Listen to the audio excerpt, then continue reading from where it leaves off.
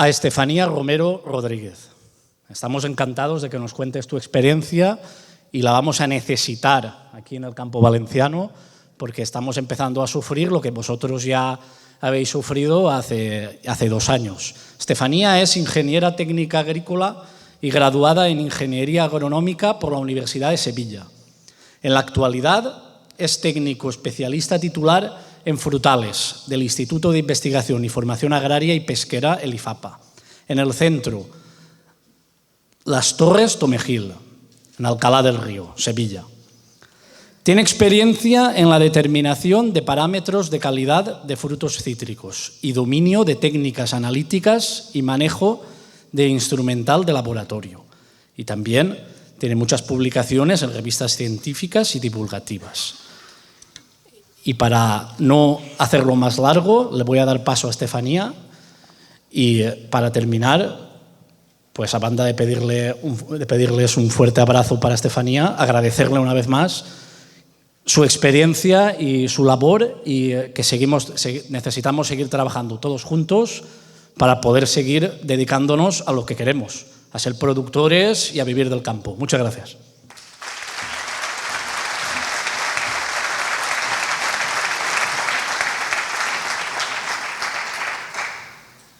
Confirmarme que me oís bien. ¿Sí? Vale.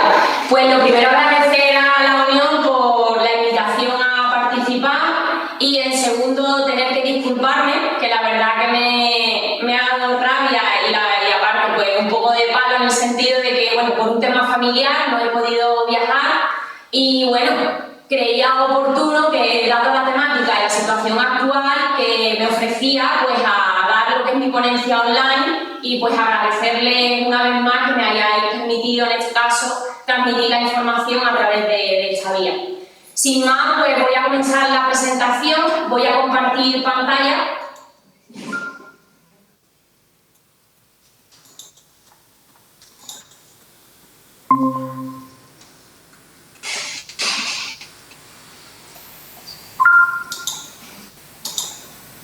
Vale, la he compartido, simplemente que me confirméis que vosotros la veis completa y bien.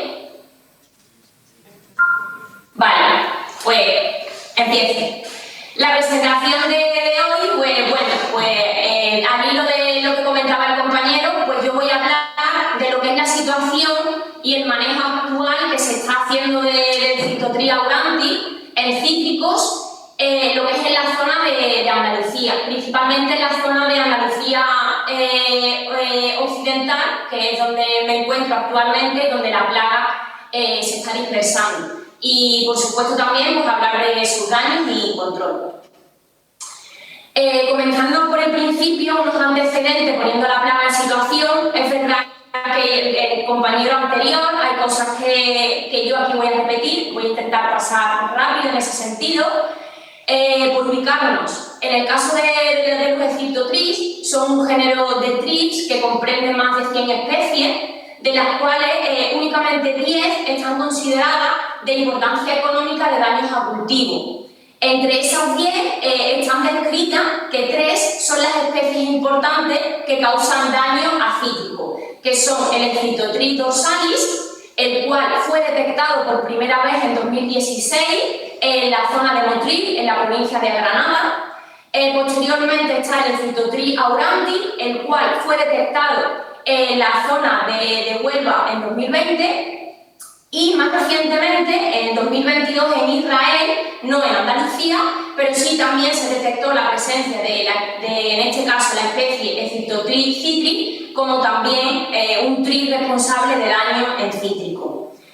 Lo que a mí me conlleva la presentación de hoy, yo voy a hablar únicamente de lo que sería el Phytophthora auranti, que actualmente se encuentra en situación de cuarentena.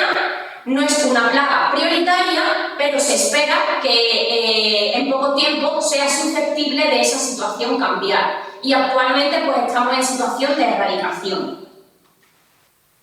Bueno, esto es un poco más taxonómico, lo paso ligero, pertenece al orden Tisanoptera, a la familia Thripidae, género Phytophthora, concretamente la especie Phytophthora aurantifaure, y el nombre común que se puede encontrar mucho, pero generalmente es un trit sudafricano de los cítricos.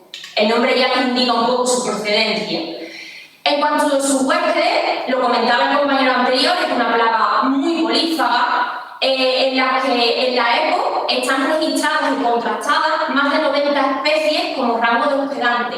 Pero si tiramos de bibliografía mundial, podemos encontrar más de 200 plantas que pueden ser huéspedes de esta plaga, de las cuales la diferencia de esas 70 a 200 no están incluidas en la EPO. Generalmente, de los cultivos que pueden causar daño están los cítricos, lo que sería todo el rango de frutos rojos, fresa, arándano, frambuesa y mora, y también descrito en otros como el caqui, aguacate y uva, entre otros. Concretamente, el cítrico quería destacar que de las especies que tenemos, en el caso de las naranjas Citrusinensis, se ha visto que son más susceptibles de daños que las mandarinas, que en este caso Citrus reticulata. Y dentro de estos grupos, decir que dentro de las naranjas, el grupo naves de ombligo son más susceptibles de daño que en el caso de las del grupo blanca, y dentro de las mandarinas son más susceptibles de daño el grupo clementina. Pasando más rápido, ya que se ha comentado, pues el origen es África subsahariano, aunque también hay otro tipo de demografía en la que se puede citar, y está citado que también tiene un origen de Yemen en Asia. Eso es porque fue descrito en el mismo año 2017. Actualmente, aparte de África y Asia, está extendido en la zona de Australia y penalizados nosotros pues, en la zona de España y Portugal. Sí quería destacar que es importante que, considerando la similitud climática y la distribución de los huéspedes en la Unión Europea, Phytotria auranti tiene la posibilidad de establecerse especialmente en la zona citrícola, en las regiones citrícolas europeas, destacando la zona mediterránea por ese clima que oscila entre los 12 y 25 grados, que son las condiciones más propias para esta plaga, ya que puede encontrar alimento durante todo el año. Parándonos un poco en su descripción y biología, decir que tiene un ciclo rápido, que eso para nosotros es una desventaja. Pasa por 5 estadios. En este caso tenemos lo que es la hembra, que pone el huevo, en la que tiene un periodo de preoviposición de 2,5 días y deposita el huevo. Los huevos siempre suelen estar depositados lo que son en las partes blandas de flotación, casi siempre. Después, este huevo al eclosionar pasa por un estado larvario de L1 y L2, que puede durar, de huevo a larva, puede durar entre 6 y 24 días. Este rango amplio va a depender de las condiciones climáticas. Hay que destacar ya, aunque lo citaré a posteriori, que es una plaga que no entra en diapausa. Eso quiere decir que está continuamente presente todo el año, que dependiendo de las condiciones climáticas, si son óptimas o no, tendrá un ciclo de vida más acelerado, más rápido o lo tendrá más lento, pero igualmente está presente. Eso es importante tenerlo en cuenta a la hora de detecciones en campo. El estado larvario L1 y L2, si sumamos el tiempo, puede estar en torno a 5 días y se ha descrito que el estado larvario 2, por su tamaño, es más dañino en el cultivo que el estado larvario 1. A posteriori pasa por unos estados, vamos a decir, que no hacen daño en el cultivo, que son el estado de prepupa y pupa, que estos se localizan en el suelo, que el estado de prepupa y pupa pueden tardar aproximadamente unos 4 días. Como vemos, el periodo puede ser bastante rápido si las condiciones son óptimas. Las fotos no son buenas las que hay, ¿por qué? Porque los huevos son muy pequeñitos, son extremadamente difíciles de ver, hay que decir que son arriñonados, de color amarillento y casi siempre se insertan los tejidos jóvenes de las plantas.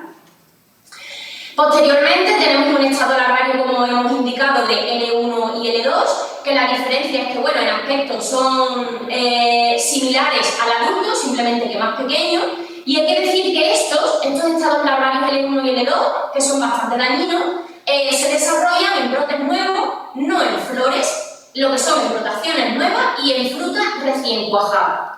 Esto es importante saberlo a la hora de realizar o de detectar su presencia en campo.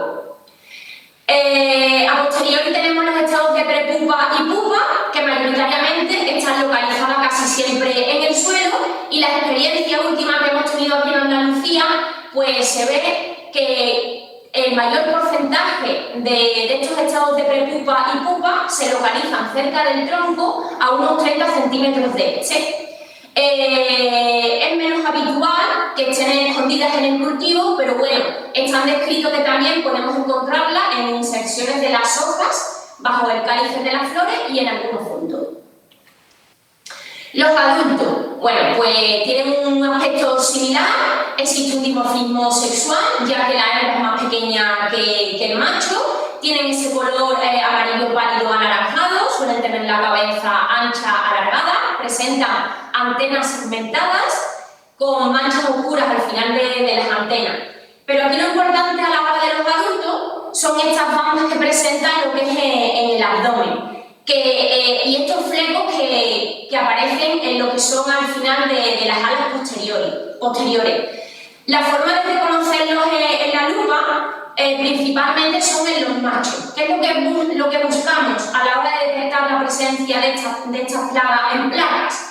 Pues que los machos presentan lo que son estas marcas, al igual que la hembra, pero presentan estas especies de, no sé muchas veces cómo llamarlo, técnicamente están descritos como de pranos, que son estas especies de flecos al final del abdomen. Esto presentan los machos únicamente. Y también en la parte, lo que es en la primera sección de las patas traseras de los adultos, presentan estas especies de espina o seta, y en concreto presentan 6. Esto visualmente sería posible utilizando una lupa de mínimo 20 aumentos.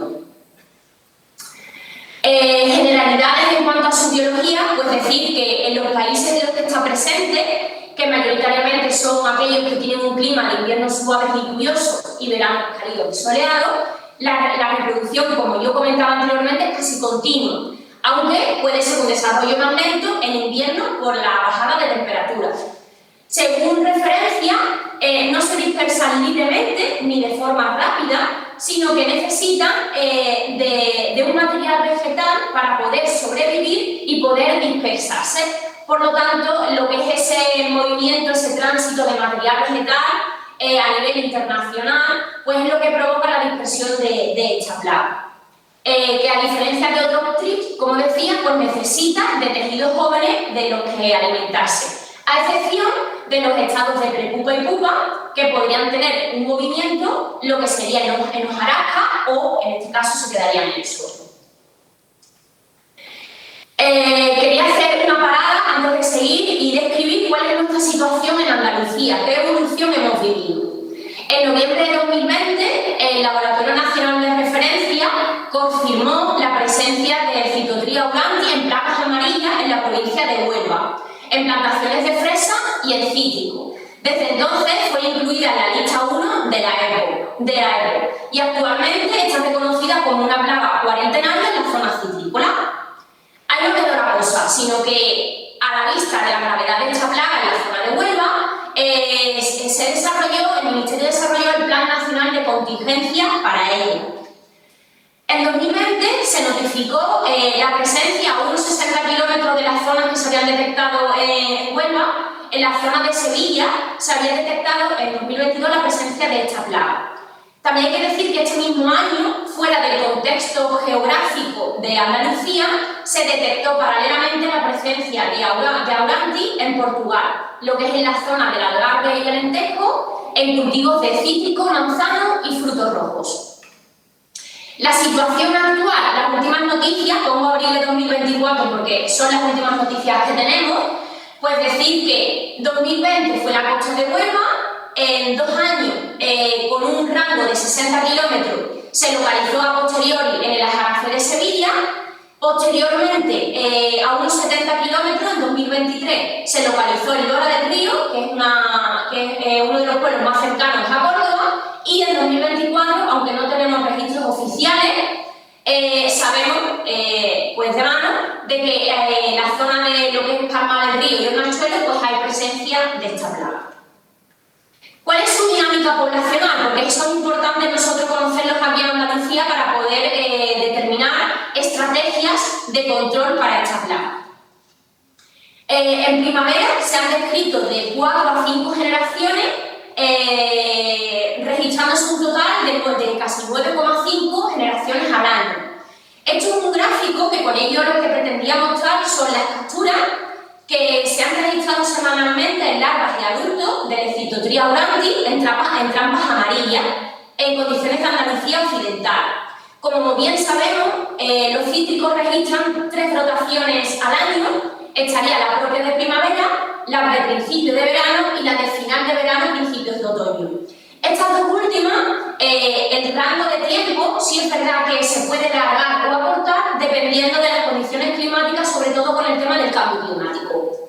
Basándonos en los registros, las condiciones de primavera, vemos como desde principios de marzo hay un repunte en las poblaciones de adultos y larvas, que va aumentando hasta finales de primavera, principios de verano. Ahí alcanzan un máximo y se observa un descenso de las poblaciones. Está justificado, ¿por qué? Porque las temperaturas óptimas de esta plaga pueden estar en torno a 20 y tantos, 30 grados, y en el momento que aumentan o pasan estas temperaturas, pues se registra cierta mortalidad o importante mortalidad de la plaga. Bajan sus poblaciones durante el verano, dadas las temperaturas, aunque haya periodos de brotación, y se observa que conforme las temperaturas descienden y llega a final de verano, principios ya de otoño, hay un repunte de la población. ¿Qué es lo que se ha observado? Que en otoño, si combinamos que haya fruta de segunda floración con posibles lluvias, esto hace que haya una alta población de Citotria aurantis que se van a quedar en estado parados para el invierno y posterior primavera. Y bueno, pues el tema de los tratamientos aquí también hay que tenerlos en cuenta, sobre todo porque aquí lo que daña sería lo que es el posible fruto de la campaña siguiente. Se ha observado para determinar cuándo es el momento óptimo de aplicación que cuando hay un 100% de caída de pétalos hay un descenso de la población, pero es el periodo más susceptible de ataque en fruto, que evidentemente para los agricultores es el momento más crítico, ya que hay una depreciación de la fruta. El compañero anterior, que lo he estado escuchando, ha comentado algo que yo voy a repetir, y es que se ha visto que hay una cierta influencia de los cultivos que pueden estar alrededor de lo que sería la plantación de cítrico. ¿Por qué? Porque si la floración de los cultivos que hay alrededor coinciden en periodo con la floración de los cítricos, esto nos va a penalizar porque va a haber mayor ataque de citotris y mayor posibilidad de movimiento. También a tener en cuenta que estos cultivos, si coinciden en periodos de floración y realizamos poda, provocamos que haya un vuelo de estos insectos y haya un movimiento a cortas distancias de ellos. En la zona de Huelva es más agravado aún porque cada plantación de citrícula de forma general está rodeada de plantaciones de frutos rojos, ya sean de arándano, de fresa o de frambuesa, y esto dificulta mucho el control para los citricultores andaluces. Por eso hay que tener en cuenta esa influencia de los cultivos de alrededor. En cuanto a sus síntomas, los primeros síntomas siempre se detectan en brotaciones jóvenes. Lo primero que se describe y lo primero que los técnicos y el seguimiento que se hace son estas marcas o este daño, lo que son como una especie de cicatriz que suele ser paralelo al nervio central, y como vemos se repite en todas las plantaciones. Esto particularmente es una plantación de naranja o dulce temprana en la zona de Sevilla. Posteriormente, síntomas que se siguen registrando si el ataque de la plaga continúa es que esas mismas brotaciones adquieren un aspecto de punta de flecha, se arruga la punta de la hoja, y esto se puede repetir tanto en naranja como en el caso de clementina. Si los daños persisten, las brotaciones, de forma general, las hojas se van arrugando y claro, se ve lo que es como brotaciones más apagadas y brotaciones arrugadas. Daños muy graves que se han visto es cuando esas brotaciones atacadas son las brotaciones de otoño. ¿Por qué? Porque repercutirán directamente en la producción, como comentaba, de la campaña siguiente. No solamente atacan brotaciones como otra plaga, sino que, pues, para penalización nuestra, atacan los frutos. Los primeros registros que se ven son esas cicatrices alrededor, en este caso, del cáliz de la fruta, y si el daño persiste y aumenta, además a poblaciones elevadas, pueden lo que es depreciar completamente toda la corteza del fruto. Se ha visto que los principales daños son en frutas inmaduras. Los frutos maduros parece que suelen estar libres de los daños de trips. Estos serían más daños que se registran en frutos inmaduros, no solamente esas cicatrices en alrededor del cáliz, sino que pueden haber ya deformaciones con poblaciones muy altas o irregularidades en la superficie. Esto sería ya un fruto afectado tras el daño cuando en este caso de estado inmaduro. También se ha visto de una forma concreta, no en naranjas sino en mandarinas, que también el Cryptotrip auranti puede hacer daños lo que es en las zonas estiladas del fruto, lo que son estas pequeñas cicatrices, no solamente en cítricos, sino en otros cultivos. Bueno, y como medida de control, que yo entiendo que al final es lo que todo el mundo espera para poder controlar, ¿no?, esta plaga, hay que decir que lo que es el Cryptotrip auranti se encuentra presente todo el año, por lo tanto, lo que es la detección de la plaga debe de hacerse de forma ininterrumpida. Con esto quiero decir que la colocación de placas cromotrónicas, que es la estrategia a seguir, deberían de estar colocadas todo el año, ya que la plaga no entra en diapausa, es decir, no descansa, sino que sus tiempos de ciclo van a ir en función de las temperaturas. Eso sería en cuanto a detección. Pero claro, sé que hay una pregunta que se puede uno plantearse: placas cromotrónicas sí, pero ¿de qué color? Se han visto referencias bibliográficas de que han usado trampas azules para el tema de trips o trampas amarillas. Nuestra experiencia aquí en Andalucía, hemos colocado estas trampas. Estos son de primavera de 2024 en la zona de Sevilla. Y hemos colocado simultáneamente placas azules y placas amarillas. Nuestro resultado aquí ha sido el siguiente. En las trampas azules no hemos detectado ninguna presencia del Cryptotrip, a diferencia de las placas amarillas. Hemos seguido haciendo muestreos con placas azules y amarillas a lo largo de primavera y de verano, y de la misma manera las placas azules no hemos tenido registro, y únicamente las placas amarillas. Estos circulitos son la presencia de esta plaga, que como vemos es difícil, evidentemente, en campo detectarlas, y tienen que ser lupas o microscopios. Continuando, ¿cuáles son los umbrales de tratamiento para esta plaga? Es decir, ¿cuándo tenemos que tratar? ¿Cuándo sería efectivo para combatirla? Lo primero es decir que los muestreos deben de ir dirigidos preferiblemente a lo que son el periodo de floración, cuando aparecen los primeros brotes, y también en la época de cuajado. Y sin olvidar también que posteriormente en otoño, en la tercera rotación del año, como vimos en la dinámica poblacional, hay un aumento de la población de larvas de adultos, por lo tanto también es un buen momento para hacer muestreos. Aunque los más intensos deben de ser en primavera, porque hay mayor disponibilidad de alimento para la plaga, porque además están los frutos, por supuesto, que son los que al final nos preocupan, pero no olvidar que es durante la floración y en la tercera floración en otoño o final de verano. ¿Qué es lo que vamos a muestrear? Pues lo que vamos a buscar son la presencia de adultos por golpeo en brotes tiernos, y después también daños o adultos en este caso, que son más difíciles por supuesto de detectar, más buscaríamos el daño en frutos recién cuajados.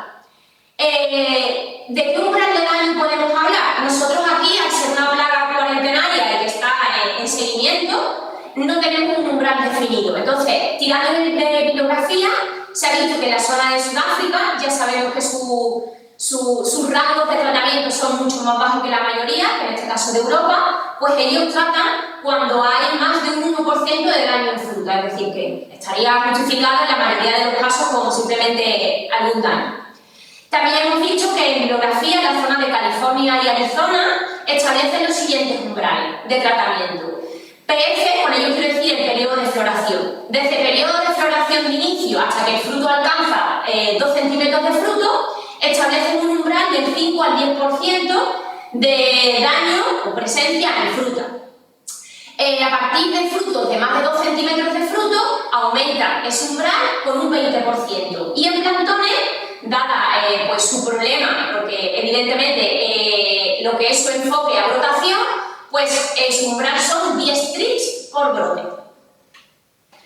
En cuanto al control, ¿qué estrategias se han estado desarrollando? Yo enfocara sobre todo aquí en Andalucía, como comentaba, Andalucía Occidental. Lo ideal sería una gestión integrada, es decir, estrategias que tengan el menor impacto posible en el ambiente con la mayor eficacia. Actualmente hemos visto que el control biológico, como apunto aquí, es un control secundario para poder controlar esta plaga. Entonces, lo ideal sería combinar un control biológico con un control cultural y un control químico. En el caso del control biológico, los organismos que se ha descrito que pueden ejercer cierto control en la plaga son 3 grupos de depredadores y un parasitoide. Centrándome en los depredadores, pues se ha visto que en el caso de los fitoseidos, los ácaros depredadores como los Neusilius californicus y Cucumelis o Euselius o Amblyseus pueden tener o ejercer cierto control sobre Auranthe. También en el caso de la crisopa, una buena depredadora, y algunos chinches como el orio. En cuanto a parasitoides, que suelen ser siempre más efectivos como agentes de control, en nuestro caso se ha visto que no en Andalucía, sino en la zona de África, hay una viquilla que es endoparasitoide, que es la Goetana incerta, que sí ejerce cierto control. Pero nosotros aquí, de forma natural, pues no la tenemos establecida. Tengo que resaltar que todo el control químico y el control cultural que hagamos debe de ir orientado a favorecer la presencia y fomentar la presencia de estas plagas de forma natural. Como control cultural, ¿qué medidas se están empleando y llevando a cabo? Pues en primer lugar, si sabemos que es una plaga que va directa a las flotaciones, pues es cierto que en aquellas plantaciones con un material vigoroso sería recomendable realizar buenas podas manuales y controlar la fertilización evitando los excesos de nitrógeno. Por otro lado, incrementar la actividad biológica en el suelo, es decir, favorecer la riqueza del suelo, nos va a repercutir directamente en un aumento de esas poblaciones de ácaros fitoseidos que se alimentan de los estados de prepupa y pupa en el suelo, y así podemos controlar lo que son estos estados que se encuentran parados. En cuanto a también, pues dentro de todo este marco legislativo de Pacto Verde y estrategias de granja a la mesa, pues el tema de las cubiertas vegetales son estrategias y técnicas de cultivo sostenibles. Se ha visto que la implementación de cubiertas vegetales como la Fectuca aurundinacea pues hace que ellas recogen, albergan especies de trips que son específicos de gramínea, que sirven, que aquí está la clave, como fuente de alimento a fitoseidos. Y así lo que hacemos es favorecer el aumento y la presencia de estos organismos de control biológico. Por otro lado, como decía, esa influencia de los cultivos que están alrededor es muy importante para las poblaciones de nuestra plaga, por lo tanto, habría que hacer un seguimiento de las plagas huéspedes de nuestro entorno, de la parcela. Y como última técnica, se ha visto que determinados acolchados reflejan lo que son las radiaciones solares, y eso se ha comprobado que puede ser molesto para determinadas plagas, entre ellas los trips. Entonces, bueno, pues el uso del acolchado, entre otras muchas más técnicas que tenemos, como control de adventicia o el tema de retención de humedad, sobre todo en un marco en el que pues, los recursos hídricos son escasos, pues una tercera opción, entre otras muchas más, sería el control para el Scintotri. Y por última instancia, en cuanto a control químico, las materias activas autorizadas a fecha de la semana pasada que podemos encontrar aprobadas en el registro de productos fitosanitarios son 7. Son el azanilactín, el aceite de parafina y de naranja, el taufovalinato, el etocenpros, el espirotetramas y el espinotoram. ¿Qué es lo que ocurre con estas materias activas? Bueno, que cada una presenta una serie de restricciones en uso, que algunas de ellas nos penalizan en el momento de aplicación, que en el TRIP sería el adecuado y por restricciones no se permite, y la vamos a poner el 50% tienen un grave impacto sobre la fauna auxiliar. Entonces, eso, como una medida sostenible, pues no sería. Yo he querido pararme y comentar cuáles son los efectos, aparte de comentar las restricciones de uso de estas materias, en lo que nos pueden perjudicar a la hora de aplicación, y quería pararme paralelamente a decir cuáles son los efectos tóxicos que tiene con la fauna auxiliar. Para ello, pues, la Organización Internacional de Lucha Biológica Integrada evalúa cada materia activa, lo somete a una serie de parámetros y evalúa toxicidad, impacto ambiental, persistencia, selectividad, eficacia, riesgo de fenómenos de resistencia, efectos sobre los polinizadores y efectos sobre la fauna auxiliar. En este último aspecto quería pararme en cada una de estas materias activas. ¿Por qué? Porque esta organización internacional ha evaluado las materias activas que tenemos aprobadas, evidentemente todas las materias activas que hay aprobadas para todas las plagas, pero yo me he querido centrar en una a una, detallando qué categoría de impacto sobre la fauna auxiliar se le ha dado. Ellos evalúan que si existe menos del 25% de mortalidad de lo que son enemigos naturales, se considera que el producto o la materia es inocua. Si tiene una categoría de 2, es que hay entre un 25 y un 50% de mortalidad de enemigos naturales, clasificándose como ligeramente tóxico. Si tiene categoría 3, es que del 51 al 75% de los enemigos naturales evaluados pues han registrado mortalidad y el producto se registra como moderadamente tóxico. Y, evidentemente, si se le da un grado 4, es que ha habido una gran mortalidad de enemigos naturales y, por lo tanto, el producto es muy tóxico. Entre todas estas materias activas que he encontrado en el registro autorizadas para TRIPS, pues yo he querido poner una tabla detallada. Bueno, nombre comercial lo dejo ahí, yo ahí no entro. El número de tratamientos, que esto sí es importante a la hora de decidir en qué momento voy a aplicarlo, y sus restricciones de uso. Yo me he querido parar uno a uno.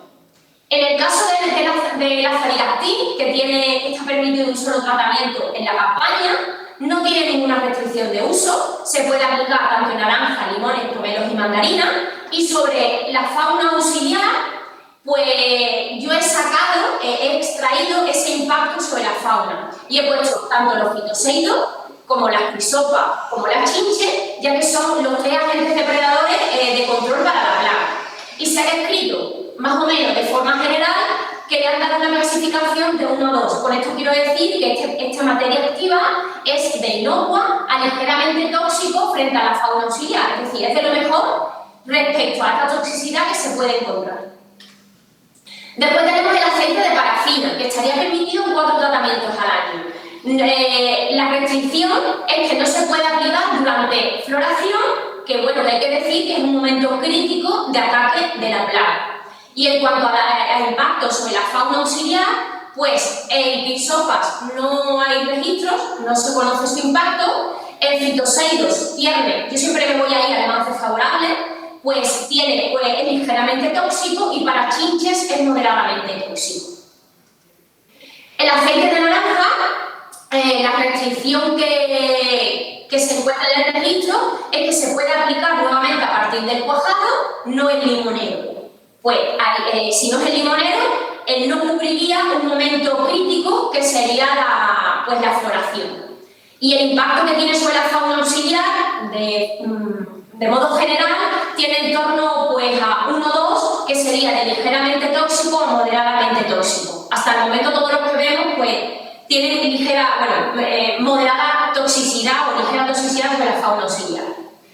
Después nos encontramos el taufluvalinato, que tiene autorizada una aplicación al año, no tiene ninguna restricción de uso, pero es muy tóxico con la fauna auxiliar. Se ha registrado un nivel muy tóxico en fitoseidos, ligeramente tóxico en crisopa y, vamos a decir, tóxico, moderadamente tóxico en chinches. Después tenemos el Etofenpros.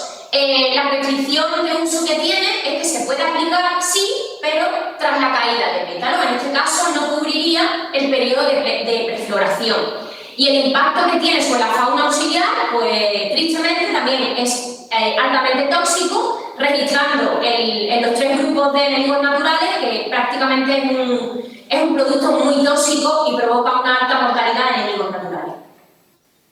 Continuamos. Tenemos el espirotetramán. El espirotetramán, la restricción de uso que presenta es que se puede aplicar desde el cuajado hasta el 90% en este caso de desarrollo del fruto. ¿Qué es lo que pasa? Que, bueno, se puede aplicar, sí, lo que es en brotación y en este caso se puede aplicar al final de brotación de verano. El problema o el miedo que hay con este producto es que tiene como veis, tiene un límite de uso, ya estaría para 2025, en abril de 2025, hasta el momento que sepamos, estaría prohibido su uso, por lo tanto no cubriría lo que es la brotación de primavera del año siguiente, cuando los frutos ya tienen unos 10 o 15 milímetros. Y su impacto sobre la fauna auxiliar, de forma general, se registra en un grado ligeramente tóxico. Y hasta el momento pues, se podría aplicar 2 tratamientos. Y por último, tenemos el espinetorán. En el caso del espinetorán, como vemos en la tabla, es muy tóxico con la fauna auxiliar. No cubre el periodo crítico tras la caída de pétalos, es decir, que se podría aplicar pero solamente a partir de cuajado y en naranjo y mandarina, quedando fuera en este caso los limones. Y lo que no sabemos es si habrá una renovación para 2025 porque su límite sería diciembre de este año. De forma general he querido sacar e incidir y hacer hincapié en la toxicidad de las materias activas actualmente autorizadas para el control del Citotril aurantis y bueno, nos podemos poner que es de moderadamente a muy tóxico en cuanto a su aplicación en campo.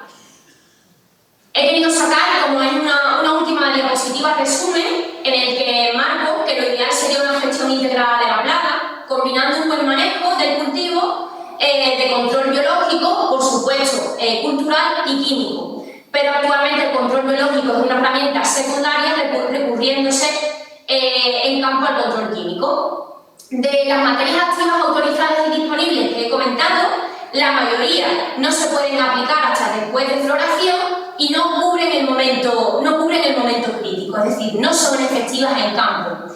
También hay que decir que las autorizaciones excepcionales del espirotetramán no cubrirán las aplicaciones de primavera de 2025 y el espirotetramán hasta el momento no sabemos si habrá renovación.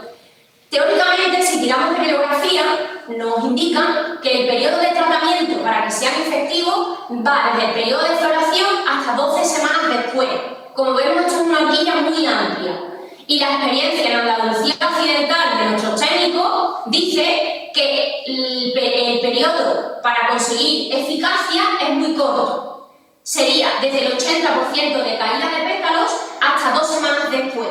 Como vemos, en esas 2 semanas los tratamientos deben de estar cuadrados y planificados para su acción.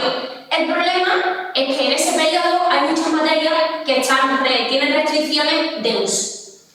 También resaltar en esa brotación de otoño, que es un periodo crítico, que como decía, repercute en la producción de la campaña siguiente, puede que no haya materias activas suficientes porque las que tenemos no nos lo permiten o porque ya nos ha agotado el número de tratamientos a realizar en los periodos de brotación de primavera. Y también decir que en variedades tempranas que comienzan a virar de color, en la aplicación de aceite también provocan lo que es el manchado de fruta. Y eso pues aún más repercute en el escaso número de materias activas que tenemos. No sé si con esta presentación he podido resolver alguna duda o alguna inquietud, pero bueno, he intentado transmitir todo nuestro conocimiento que hemos hecho de seguimiento de la plaga y por supuesto toda la experiencia de técnicos que nos rodean, que vienen a hacer muchas consultas. Y esto sería un poco el resumen de manejo actual que tenemos de la plaga. Y por mi parte, pues quedo a disposición si alguien tiene alguna consulta y daros las gracias.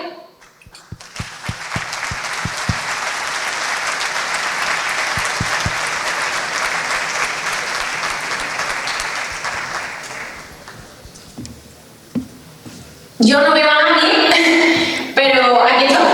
Muchas gracias, Estefanía. Ahora vamos a proceder a un turno de preguntas por si hay preguntas y si no, pues ya Si hay alguna pregunta te la realizaremos y si no, pues te despediremos y... De acuerdo. Pero primero pasamos a ver si hay alguna pregunta. Torre de preguntes, Juan Boigao.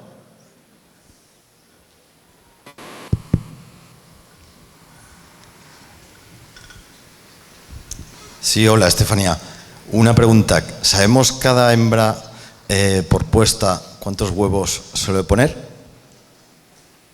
A mí me lo va a decir, te escucho muy lejos y me cuesta mucho entender. Sí, que número de huevos por puesta de la hembra. ¿Número de huevos? Por puesta. No lo conozco. Vale.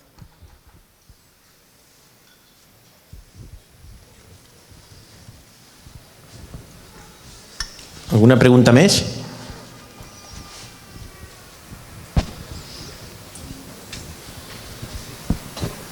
Pues muchas gracias, Estefanía. No hay más preguntas. No. ¿Sí? Sí, que hay más preguntas. Vale.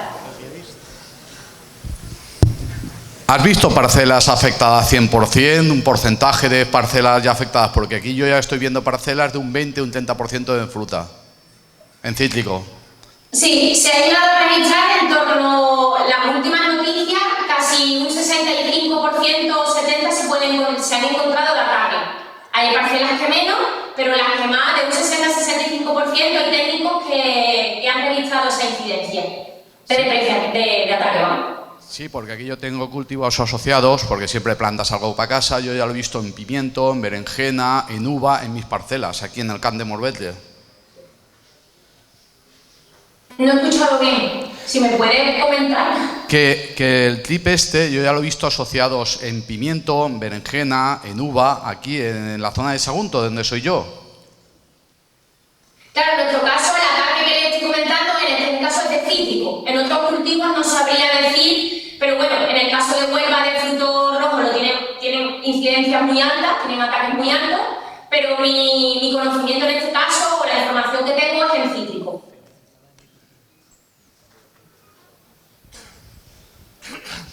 Continuamos con más preguntas, Estefanía. Sí. ¿Habéis probado aplicar la azadiractina, como pone en el registro también, una opción, un modelo es pintado los troncos de los plantones?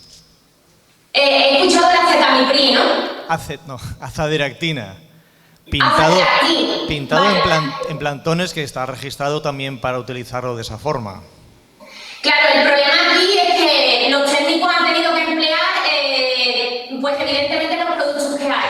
Sabemos que dependiendo del momento que se aplique, que la horquilla es muy corta, pueden ser más efectivos o no. Pero aquí se han probado todos los productos que he comentado yo anteriormente, todos los productos se han probado. Lo que pasa es que, claro, la eficacia de ellos pues no ha sido lo esperado. Y también, pues por inexperiencia, no se han aplicado quizá en el momento correcto, se han escapado de esas 2 semanas y, claro, la eficacia ha sido muy baja, pero probarse se han probado.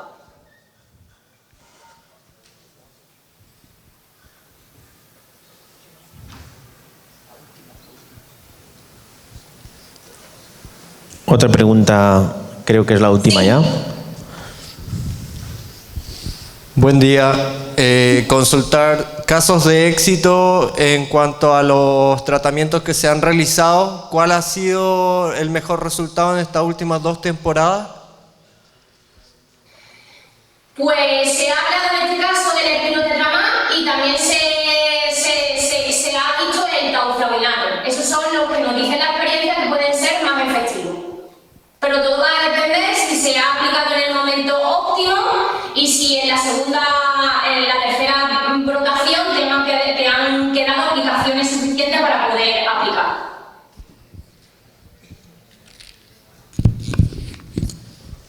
Muy bien.